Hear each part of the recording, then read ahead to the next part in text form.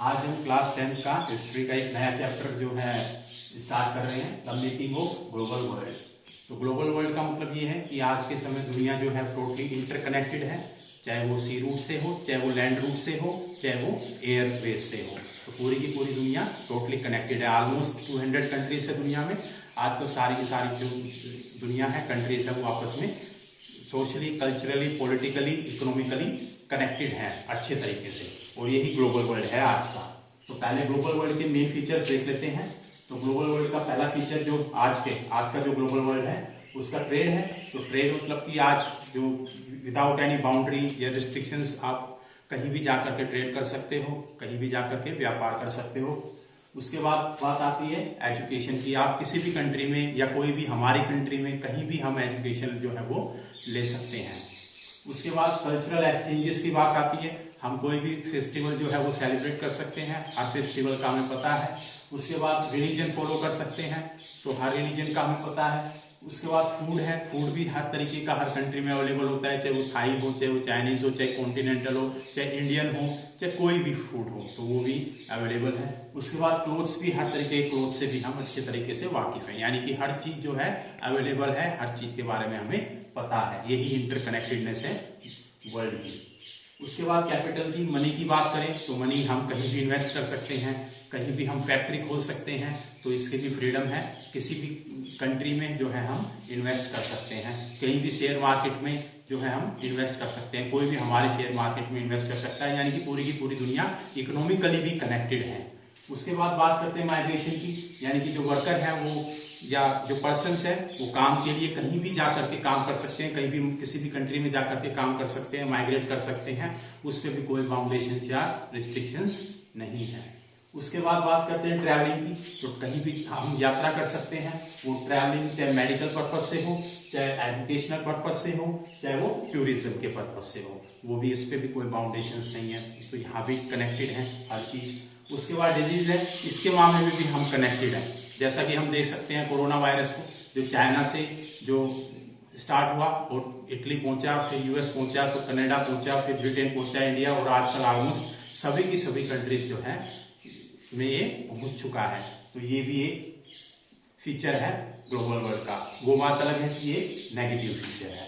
उसके बाद कम्युनिकेशन की बात करते हैं, यानी कि हम इंटरनेट के मीडियम से कहीं भी कम्युनिकेट कर सकते हैं। व्हाट्सएप है, फेसबुक है, ट्विटर है, उसके बाद और सोशल मीडिया साइट्स हैं, हम कहीं भी कनेक्ट कर सकते हैं, और हम कहीं की भी न्यूज जो है वो लेटेस्ट से लेटेस्ट न्यूज हमें विद इन मिनट्स जो है अवेलेबल हो जाती है।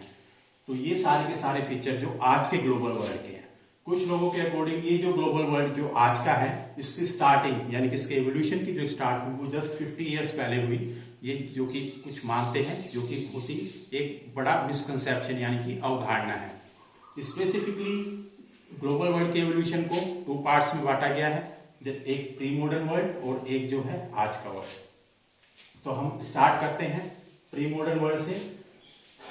तो जो ग्लोबल वर्ल्ड है या जो ग्लोबलाइजेशन है, इसका जो एवोल्यूशन है ये ऑलमोस्ट स्टार्ट हुआ था थाउजेंड्स ऑफ ईयर्स है।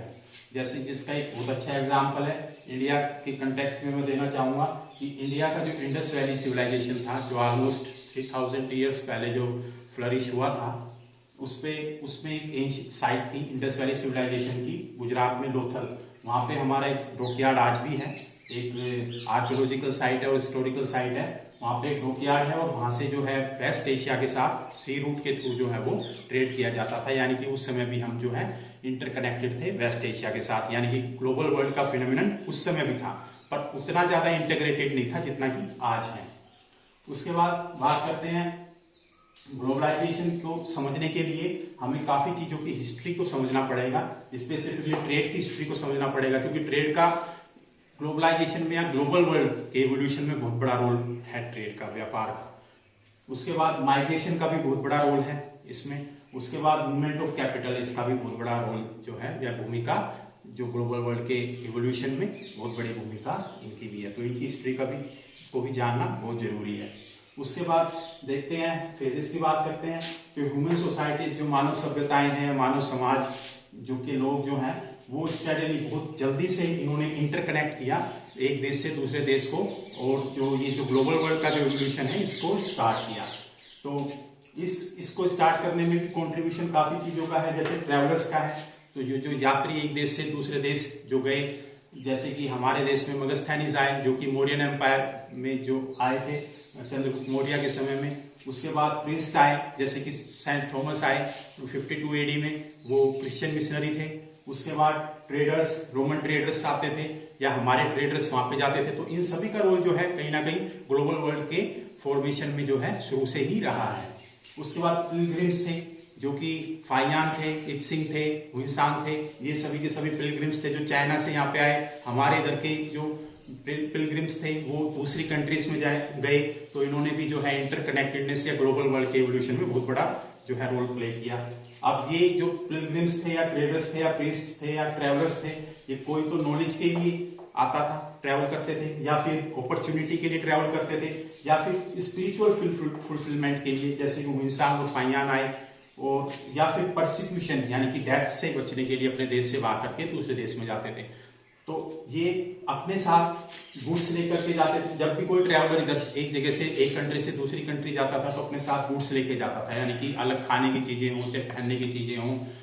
इनका बहुत बड़ा रोल है ग्लोबल वर्ल्ड के फॉर्मेशन में। मनी लेके के जाते थे, वैल्यूज का एक्सचेंज होता था, उसके बाद आइडियाज का एक्सचेंज होता था, उसके बाद स्किल्स का एक्सचेंज होता था, इन्वेंशंस पता चलते थे हमें अलग अलग टाइप के। उसके बाद डिजीज भी एक्सचेंज होती थी, और इसका बहुत बड़ा एग्जांपल है डिजीज सिल्क रूट के थ्रू जो है 7वीं सेंचुरी में स्मॉल पॉक्स जो है वो जो सिल्क रूट से यूरोप की तरफ जो है वो गई।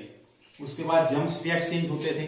तो उसके बाद करेंसी की बात करें तो उस समय की जो मेजर करेंसी थी वो कोवड़ी थी, और ये कोवड़ीज जो है वो मालदीव से होकर के चाइना, और चाइना से होकर के ईस्ट अफ्रीका तक जो है वो जाती थी। कॉमन जो है करेंसी उस समय की होती थी। तो हमने देखा कि आज का जो टुडे ग्लोबल वर्ल्ड है वो क्या है, और उसकी शुरुआत कैसे हुई। प्री मॉडर्न वर्ल्ड से शुरुआत हुई, जिसमें कि ट्रैवलर्स ने, प्रीस्ट ने, ट्रेडर्स ने, पिलग्रिम्स ने, इन सभी ने अपना कंट्रीब्यूशन दिया। और जो ये ग्लोबल मॉडर्न वर्ल्ड की या ग्लोबल वर्ल्ड की जो इवोल्यूशन था, ये थाउजेंड्स ऑफ ईयर जो पहले जो स्टार्ट हुआ। हम बात करते हैं silk routes lead the world. तो सिल्क रूट का क्या कंट्रीब्यूशन है ग्लोबल वर्ल्ड के फॉर्मेशन में, एवोल्यूशन में, उसके बारे में बात करते हैं। तो हिस्टोरियंस के अकॉर्डिंग जो है काफी अलग अलग सिल्क रूट्स हुए हैं प्री मॉडर्न वर्ल्ड में, जो कि लैंड पे भी हुए हैं और सी में भी हुए हैं, और इन पे अच्छा खासा ट्रेड जो है उस समय फ्लरिश करता था। प्री मॉडर्न पीरियड में इन्हीं सिल्क रूट से जो है कल्चरल लिंकेजेस भी जो है वो कैरी किए जाते थे।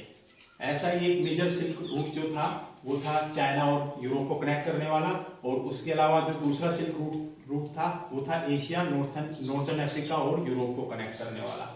ये जो सिल्क रूट थे ये प्री क्रिश्चियन एरा से और 15वीं सेंचुरी तक जो है एग्जिस्ट करते थे। उसके बाद बात करते हैं कि इन सिल्क रूट से जो ट्रेड होता था वो स्पेसिफिकली चाइनीज पोट्री का होता था, स्पाइसेस का होता था और टेक्सटाइल्स का होता था।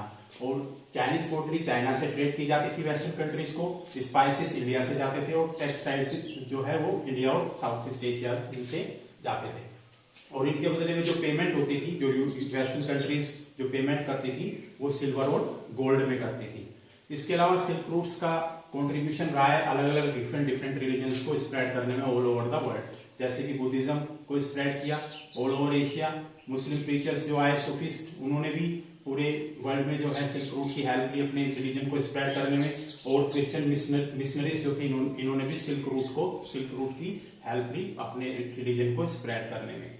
उसके बाद फूड ट्रेवल्स की बात करते हैं। फूड ने कैसे ट्रेवल किया, जिसमें मेन स्पैगेटी और पोटैटो को हम लेते हैं।